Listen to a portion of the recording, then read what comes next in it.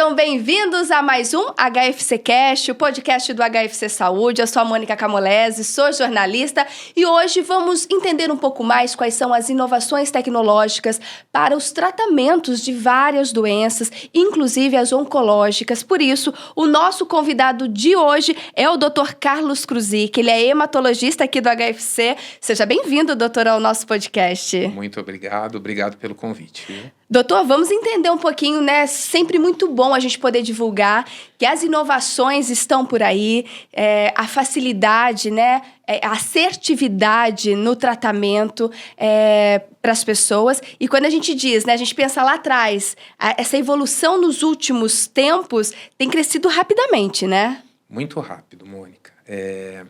Eu até estava comentando antes, né? Que a gente tem doenças em que o tratamento não mudava há 30 anos.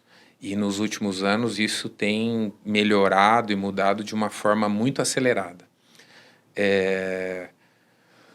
A gente tem algumas situações, porque o que tem acontecido?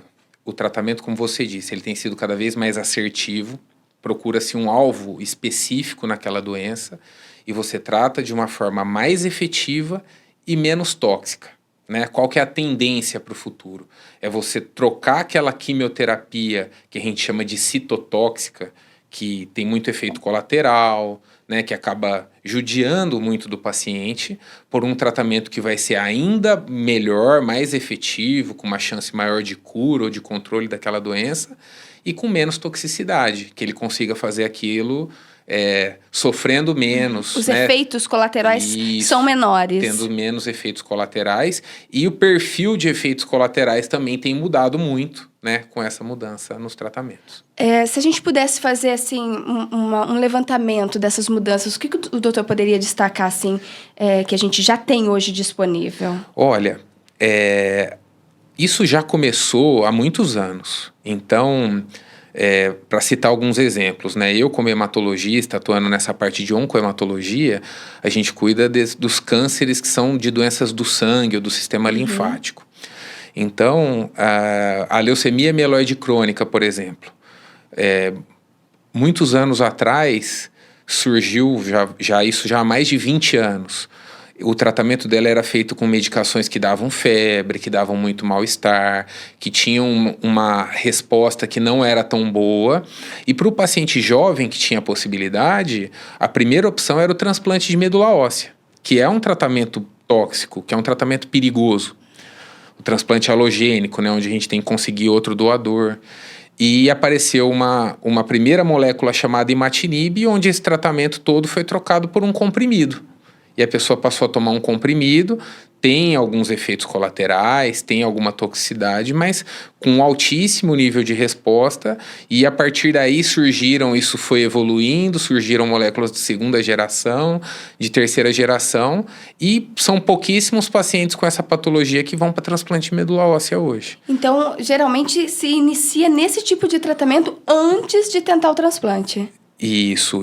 Antigamente, o transplante já era uma opção. Se você começasse o tratamento disponível, em seguida, se houvesse um doador, já ia porque você sabia que a resposta não seria tão boa nem tão duradoura. Hoje não. Hoje a gente começa com esse e realmente o transplante fica guardado para situações raras, para aquele paciente que não teve uma boa resposta a nenhuma das opções disponíveis hoje. E aí, no caso, o medicamento por si só já consegue esse tratamento eficaz. Isso, já passa a ser uma coisa mais crônica, ele vai tomar por muito tempo e às vezes com bom controle já está se tirando a medicação também para tentar avaliar o que a gente chama de cura, que é você poder parar o tratamento e não precisar de mais nada. Mas tem muitas doenças caminhando nesse sentido, onde a gente não faz mais a quimioterapia tradicional e passou a tratar com drogas mais alvo, que você tem a possibilidade de fazer um tratamento sem quimioterapia. Quimioterapia ainda é muito útil, ela é usada em muitas doenças. Tem algumas que a gente usa, o que a gente chama da imunoterapia junto com a quimioterapia, a gente chama de imunoquimioterapia, mas já tem algumas onde você já está conseguindo substituir com êxito. Mas mesmo quando a gente fala em quimioterapia, radioterapia, também a gente vê avanços. Vê avanço também. né, é que a quimioterapia citotóxica não estão surgindo novas drogas. O que a gente foi aprendendo com o tempo? A usar melhor o que a gente tinha. Então, em algumas situações, de repente, você saber que uma dose um pouco menor também é efetiva para ter menos efeito colateral. A gente foi aprendendo com isso com o tempo. Às vezes você associa uma terapia nova que sozinha não vai funcionar, você combina com a quimioterapia, mas numa dose mais reduzida. Então, você consegue evitar. A radioterapia tem evoluído muito. Eu acho que os radioterapeutas podem falar melhor do que eu. Mas também a radioterapia pode ter efeito colateral e você conseguir ser cada vez mais localizado onde é necessário e diminuir aquele local de atuação onde pode ter mais efeito colateral. Tem várias técnicas novas de radiocirurgia e outras, mas que aí eu não sou a pessoa mais indicada para entrar em detalhe. Mas que já tem essa evolução, isso já é uma verdade. É uma verdade, não tem dúvida, tem evoluído bastante. E a questão da porcentagem de cura, ela também tem aumentado, né, doutor? Aumentado. Justamente por conta dessa evolução toda tecnológica. Ela não só tem aumentado, como em algumas doenças que eram consideradas incuráveis, a gente começou a pensar, né, com o uso dessas novas drogas. A gente fala, será que não é curável já? É o tempo que vai responder. Porque quando que a gente vai falar que está curado? Quando passar um tempo e a doença não voltar mais. Então, tem coisas que a gente está começando a aventar essa possibilidade, mas a gente ainda está esperando o tempo passar para avaliar se isso realmente vai se efetivar, vai acontecer. Pra gente, assim, fazer uma lembrança, que o doutor tem quantos anos de profissão? Eu tenho 20 de formado 20 já. 20 de formado. Aí foram mais 4 de residência, então tem 16 de hematologia. Por exemplo, essas doenças, né, que não tinham cura e hoje já se consegue esse êxito no tratamento. Tem alguma que o senhor acompanhou, que o doutor tem aí em mente, para a gente também poder entender essa evolução, né, na prática? Olha, eu acho que num certo sentido, por exemplo, a gente pode usar a leucemia linfocítica crônica como um exemplo, tanto no sentido do que eu comentei antes, de a quimioterapia tá ficando de lado e a gente tá abrindo espaço só para terapia-alvo, como com uma possibilidade de cura, né? Porque a gente usa cada vez menos a quimioterapia padrão para os pacientes com leucemia linfocítica crônica. Já foram identificados alguns alvos na doença, na célula doente, onde você pode atuar e ser menos tóxico para o restante do organismo e conseguir uma boa efetividade. É claro que ainda tem toxicidade, tem coisas a se contornar e tal, mas a gente tem conseguido isso cada vez mais. E a gente já identificou alguns perfis de pacientes com algumas alterações que a gente considera de bom prognóstico, que o paciente faz o tratamento uma vez e depois, aparentemente, alguns vão recair e depois se forma, né? A gente chama isso da curva no gráfico de um platô, onde ninguém mais... O paciente passa muitos e muitos anos sem recaída da doença, que é o que a gente chama de cura na prática. Cura na prática. Né? Então, a leucemia linfocítica crônica é um bom exemplo, que já um pouco mais para trás, quando apareceu o rituximab, em combinação com uma quimioterapia, já tinha um perfil de paciente que acontecia isso, e com as drogas-alvos a gente considera isso cada vez mais factível. Doutor, a gente sabe que terminou o tratamento, mas ainda tem o acompanhamento com o médico. A minha mãe, por exemplo, ela teve um diagnóstico de câncer e fez o tratamento e por 5 anos, né? Depois era a cada 6 meses, depois uma vez por ano, até que liberou realmente do tratamento, né? Desse acompanhamento, na verdade, já não tinha mais o tratamento. Esse tempo também diminuiu, doutora? Porque isso já faz tempo, né? Tem coisa de mais de 10 anos. Esse acompanhamento no pós, ele também diminuiu? E isso depende muito da doença, né?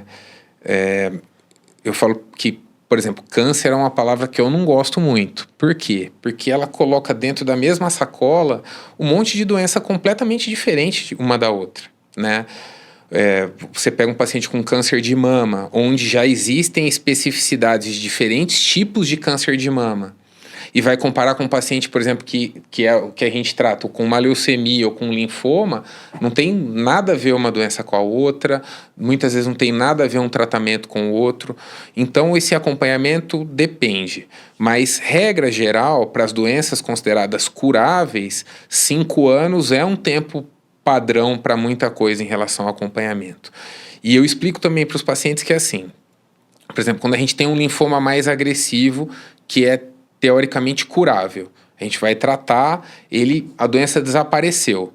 Acabamos de terminar o tratamento, estamos conversando, a gente faz o exame, por exemplo, do PET-CT, que é uma evolução, é o exame de imagem, não é tratamento, mas é uma evolução da oncologia. Que nem um scanner? Isso, do corpo todo. Para saber se tem essa célula em algum Além da imagem da tomografia, ele me dá o metabolismo da célula ali. Então, se tem algum linfonodo, por exemplo, para linfoma, que é de tamanho normal, que a tomografia não detectaria, mas ele mostra que aquele linfonodo tem um metabolismo muito aumentado, ele passa a ser suspeito.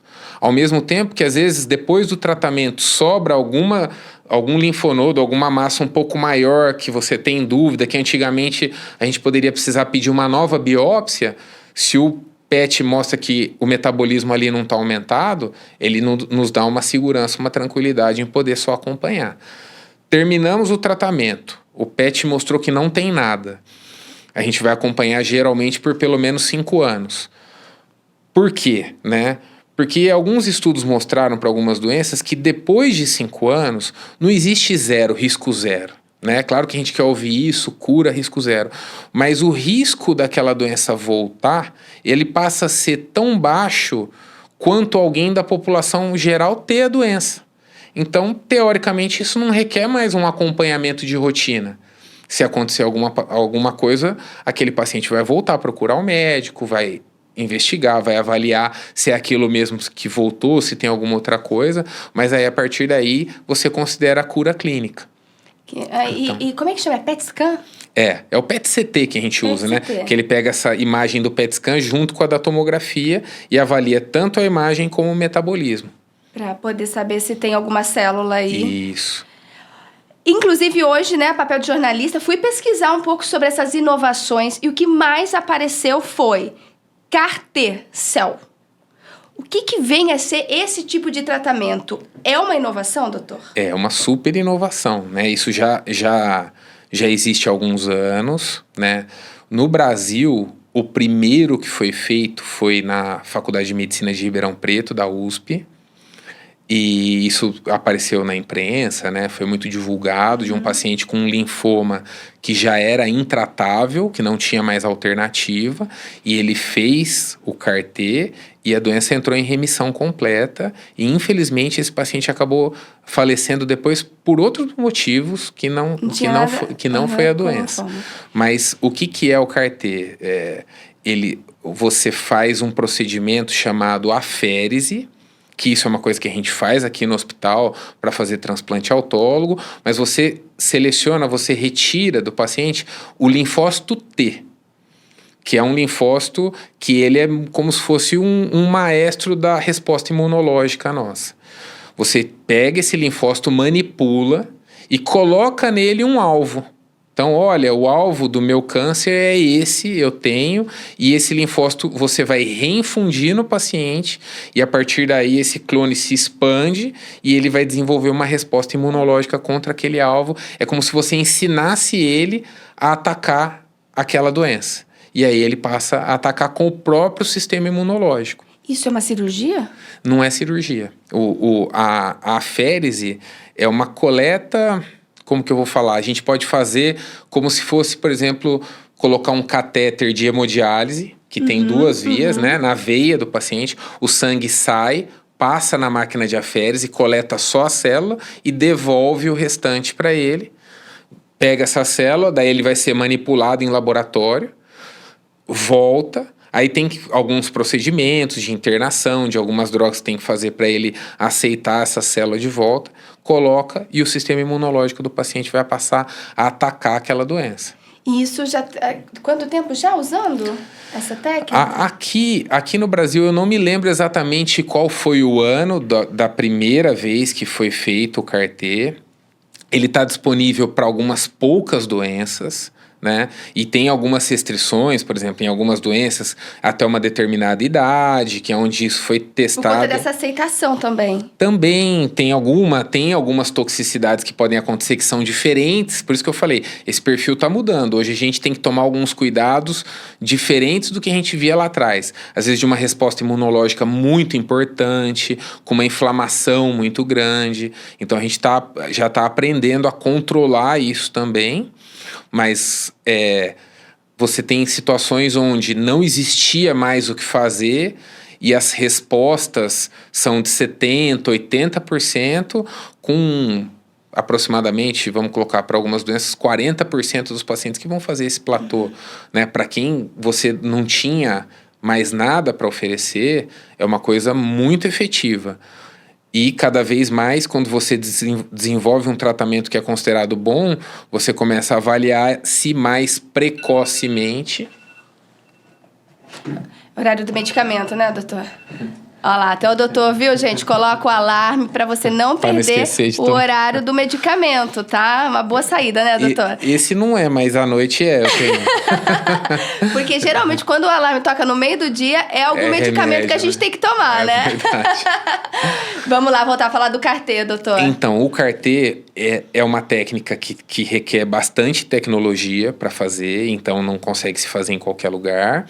Ela tem um custo muito alto, então o acesso não é fácil. Ele não é Sistema Único de Saúde? Não, lá em Ribeirão Preto eles estão querendo desenvolver nesse sentido, mas isso ainda não é uma realidade. E comercialmente, ele existe para uma gama pequena de patologias no Brasil a um custo muito alto. Bastante alto. Então, essas são barreiras que vão ter que... né, E com o tempo, doutor, acha que isso vai se tornando mais frequente nos hospitais, mais acesso a todas as pessoas? Sem dúvida. É o que a gente está vendo. Né? Eu falo assim, a gente tem, por exemplo, para dar alguns exemplos dessa evolução do que a gente tem tido. Em relação à parte infusional, algo, vamos colocar, nesse mesmo sentido do CAR-T. Qual foi a primeira coisa que apareceu? Tem algumas proteínas na superfície da célula do câncer que você identifica e que pode ser atacada, que também está presente em algumas células saudáveis, mas que aquilo é tolerável, o paciente vai poder tolerar aquilo. Então foram desenvolvidos os anticorpos monoclonais. Então você usava um anticorpo com aquele alvo. E isso também já tem mais de 20 anos e a gente tem disponível alguns que a gente usa, inclusive no Sistema Único de Saúde. O que antigamente não era para todos. Antigamente não era.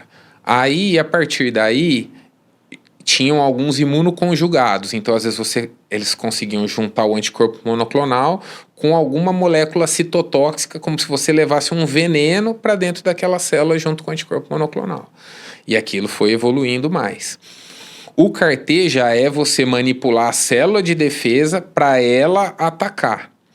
E hoje a gente tem já, como realidade aí chegando também, o que a gente chama de anticorpo bispecífico. Bispecífico? Bispecífico. Ele tem 2 alvos. Ele tem um alvo na célula doente e o outro alvo na célula do sistema imunológico. Então ele junta essas 2 células para o seu sistema imunológico destruir a célula que está doente. Então, isso a gente já tem também e já está... vamos colocar assim, salvas, mas parecido com o que o CAR-T faz. O CAR-T ensina o próprio sistema imunológico, o outro junta as 2 coisas. E já tem estudo que mostra que, às vezes, um paciente que não se curou, não respondeu bem ao CAR-T, ainda assim, às vezes, ele tem resposta a um biespecífico naquela mesma linha. E esse outro tipo de... como é que chama? O anticorpo biespecífico? Anticorpo biespecífico já é uma realidade para... ou também é difícil o acesso? A gente já é uma realidade para algumas poucas patologias, né? Como por exemplo? Como, por exemplo, para o mieloma múltiplo hoje no Brasil a gente tem. Chegando aí, é uma coisa meio nova, está chegando para alguns tipos de linfoma também, né?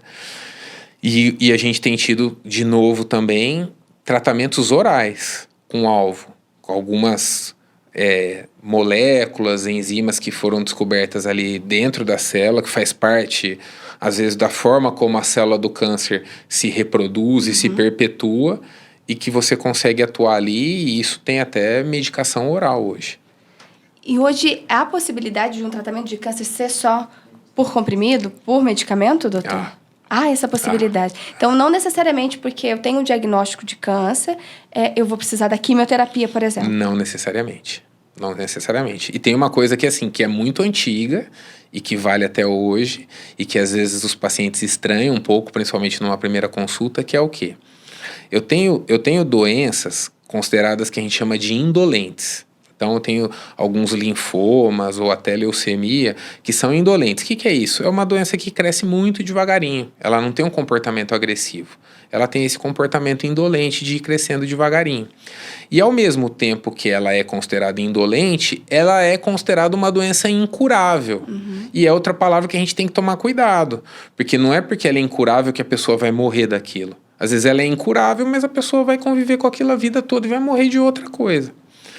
E essas doenças consideradas indolentes e incuráveis, quando você diagnostica, às vezes ela está ali quietinha e não está causando nenhum tipo de problema. Então eu tenho, por exemplo, o mesmo exemplo que eu dei mais cedo da leucemia linfocítica crônica, quando eu descubro ela ali no começo, e é muito comum, por exemplo, eu fui fazer um exame de rotina, meu hemograma estava alterado, meu médico me encaminhou para o hematologista. Você faz o estudo da célula, falou, é uma leucemia linfocítica crônica. Veio o diagnóstico. Não tem nenhum sintoma, nenhum comprometimento, nenhuma alteração, não tem nada. Não precisa tratar. Não, mesmo tendo o diagnóstico nesse Mesmo tendo caso? diagnóstico. Eu tenho alguns linfomas indolentes, tenho a leucemia linfocítica crônica, e isso já foram estabelecidos critérios de tratamento, critérios objetivos. Para não ser assim, olha, o Dr. Carlos acha que não precisa tratar, mas o Dr. Fulano acha... A gente pode ter uma situação borderline onde dois médicos possam discordar, mas a princípio os critérios são objetivos. Então, olha, essa doença nesse momento não tem indicação de tratamento. Eu tenho pacientes com leucemia linfocítica crônica que eu acompanho há 10 anos e não precisaram tratar até hoje e estão muito bem.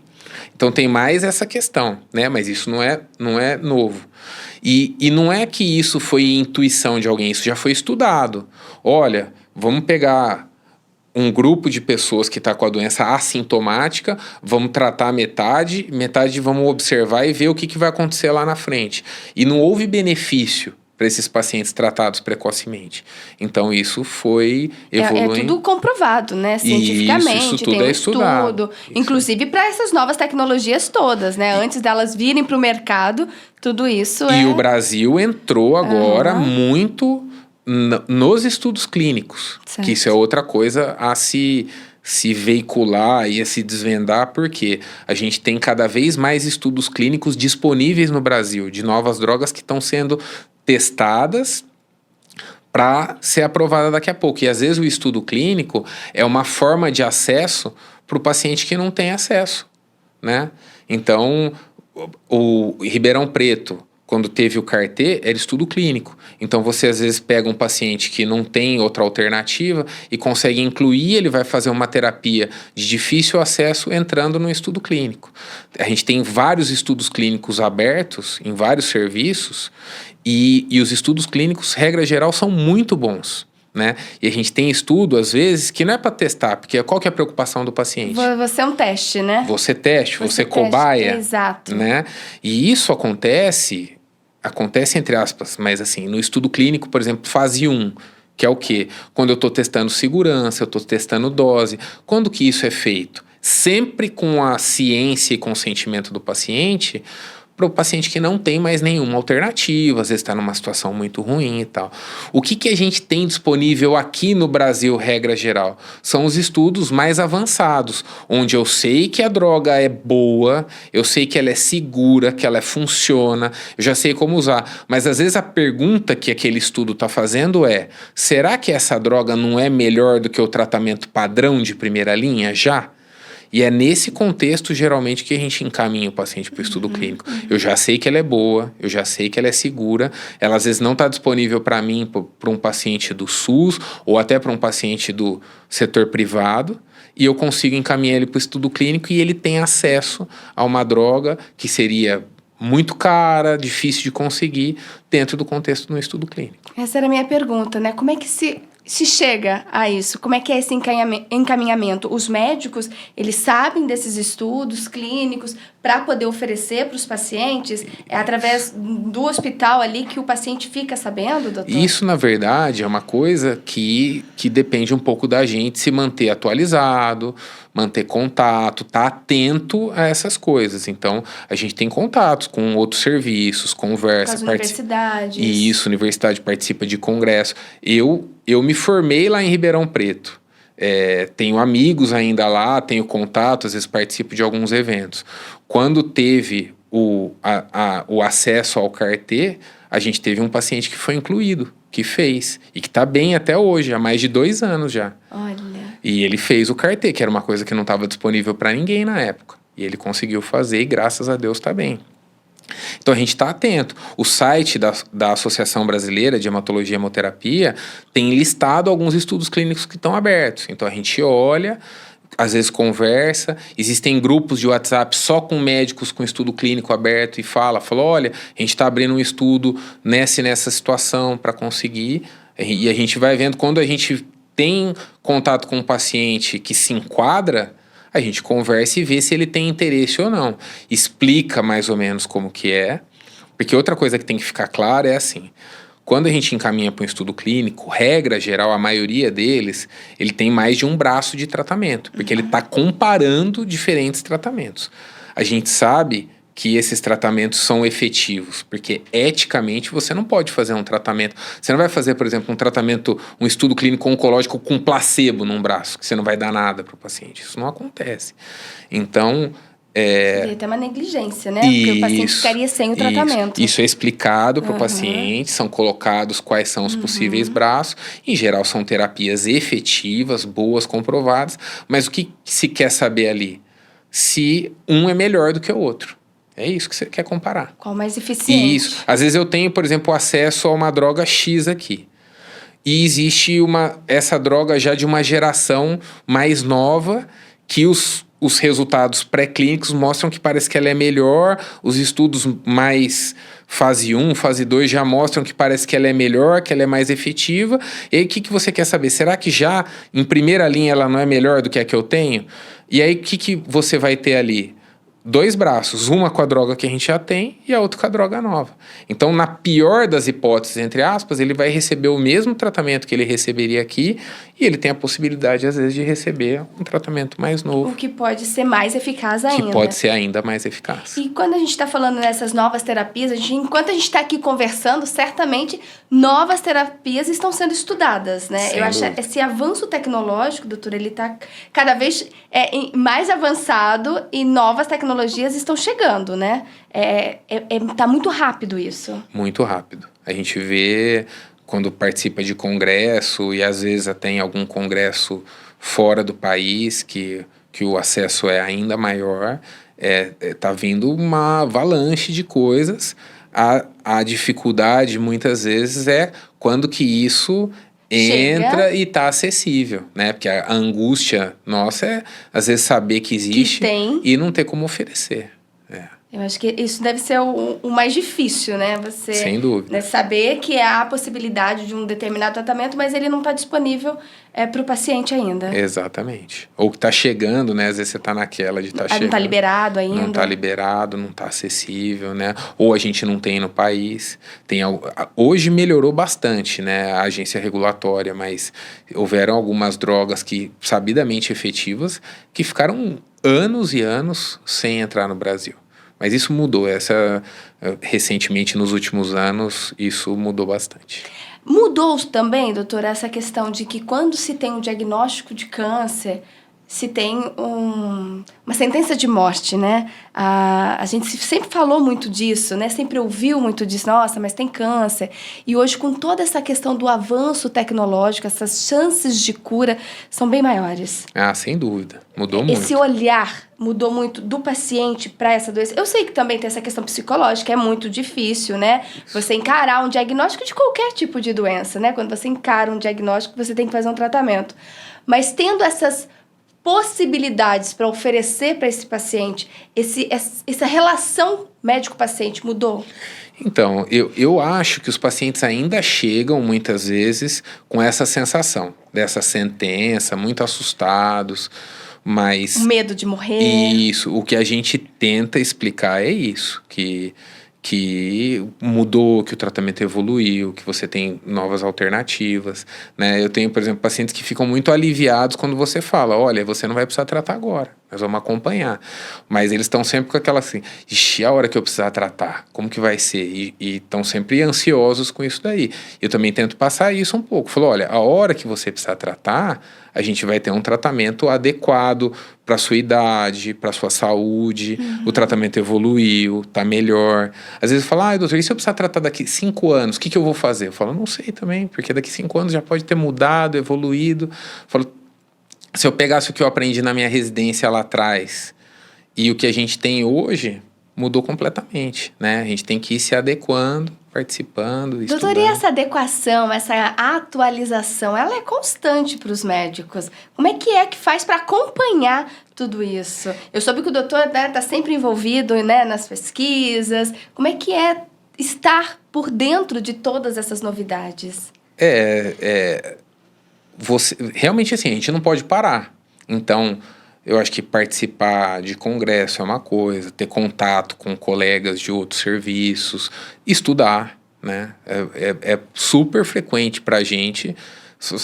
Não tem nenhuma semana que eu não tenho um caso que eu falo, vou estudar. Porque diz, né, a faculdade de medicina é muito difícil, é muito estudo, são longos anos de estudo.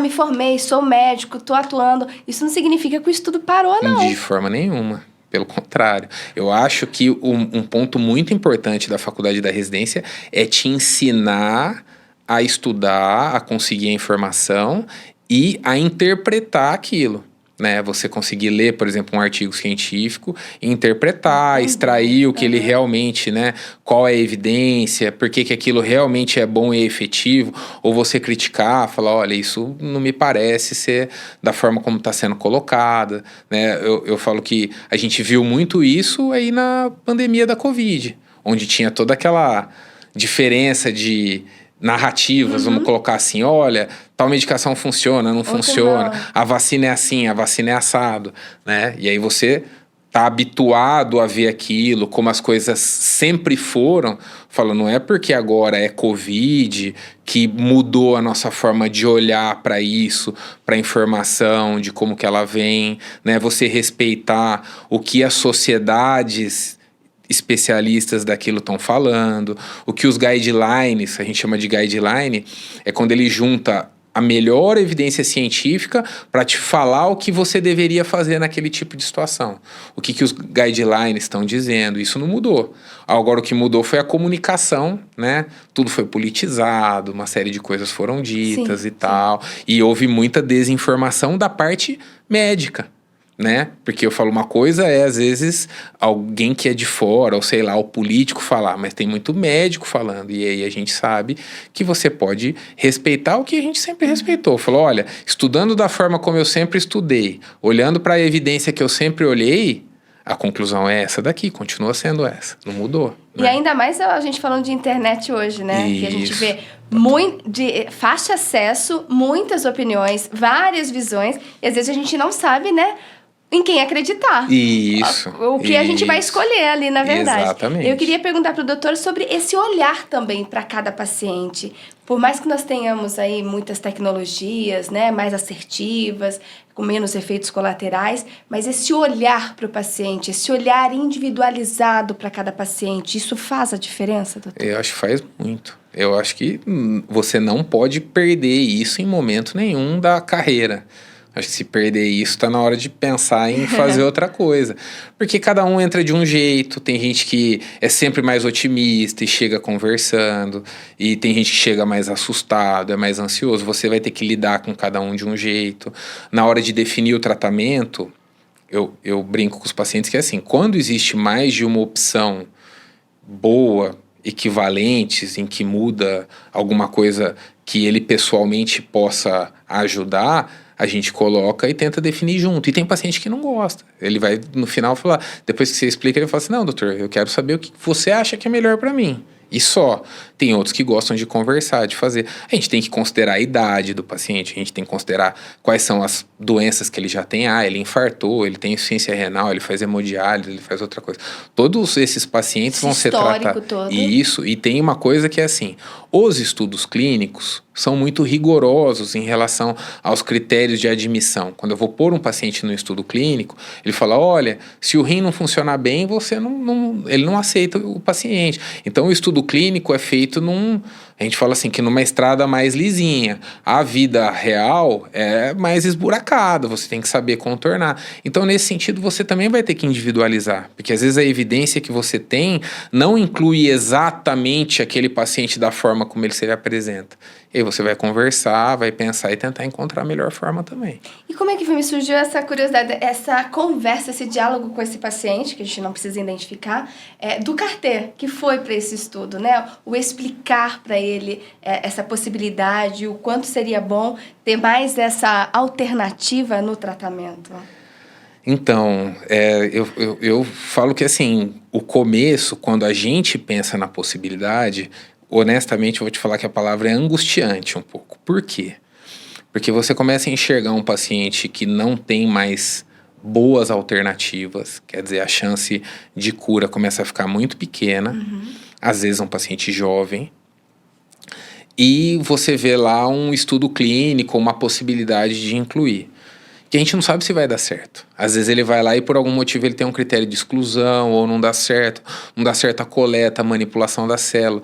Mas até antes disso, eu procuro tomar muito cuidado em saber, realmente, olha, é factível, é real, dá pra gente pensar em incluir. Então eu faço o contato com o colega responsável lá, converso, explico, falo, olha, eu tenho um paciente assim, assim, assim, assim, você acha que dá? Quais são os critérios de inclusão e de exclusão do estudo de vocês? Aí ele me manda, eu olho, realmente dá. Então eu vou encaminhar. E eu converso com ele, falo, olha, a gente tem um estudo assim, assim, assim, você tem interesse em participar? Tem interesse, a gente faz um relatório, ele vai, passa na consulta de avaliação. Geralmente eles vão pegar um termo de consentimento que é super rigoroso, para ler, falo que é igual bula de remédio, porque ali ele vai ter que colocar tudo que pode acontecer e dar errado. Aí ele vai ler, se ele topar, ele vai assinar e aí ele vai entrar. E estudo clínico é assim também com as drogas, vai explicar, vai falar. Eu tenho paciente que não quis ir para estudo clínico, teve paciente que chegou lá, leu o termo de consentimento, não quis assinar. Então, tudo isso tem. E é um direito do paciente. Eu ainda falo, às vezes, olha, se você tiver com alguma dúvida, vá até lá, converse, esclareça. Se você chegar na hora e falar, não quero, ninguém pode te falar nada, ninguém vai te obrigar. Você volta que nós vamos tratar aqui com o que a gente tem aqui. É que, para alguns, você fica angustiado de, às vezes, ele quer e você fala, talvez não dê certo. E eu não tenho uma coisa mais muito boa para oferecer para ele. E o outro, às vezes, dele chegar lá e não querer, e você ter certeza que aquilo é muito bom para ele. Você fala, nossa, é uma oportunidade de ouro, porque o estudo, ele abre e fecha. E às vezes ele chega lá e não quer, e você fala, meu Deus, mas eu não posso forçar não pode a impor. barra. Isso, nem impor e nem ficar forçando muito. Você tem que ir. Porque como tudo, de repente alguma coisa dá errado, vai falar, nossa, mas o doutor me... Então, eu não posso. Às vezes eu sei que é muito bom, mas eu vou falar, colocar, olha, vai, conversa, não quer? Ok. Posso até lamentar por dentro, às vezes, mas... Mas é o respeito, né? O respeito pela decisão do paciente. Tem que ser assim, é a única forma... E foi fácil para esse paciente, essa explicação? Foi. Esse deixar isso claro para ele. E o que foi bom para ele, né? Porque excelente. Ele tá curado, né? Tá bem... Há 2 anos aí. Para ele foi muito fácil, porque ele é muito tranquilo, muito consciente. A gente tinha um vínculo muito bom, temos ainda, né? Então, essa relação de confiança também facilita nessas situações. Mas tem outras pessoas que o perfil não permite, às vezes, né? Que não querem. Doutor, e qual a orientação, por exemplo, a família, né? Tem uma pessoa ali com o diagnóstico de câncer. A gente sabendo, né, de várias possibilidades de tratamento, até de estudos que poderia incluir.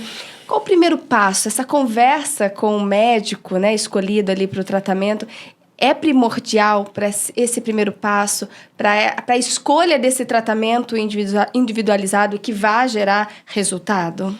Porque imagino que a família fica perdida, né, diante de tantas informações. E é super importante. E quem vai direcionar isso é o médico que, né, vai ter que orientar, vai ter que conversar, explicar. Esse suporte familiar, ele pode ajudar até a gente a definir qual é o tratamento. Se você tem um paciente que...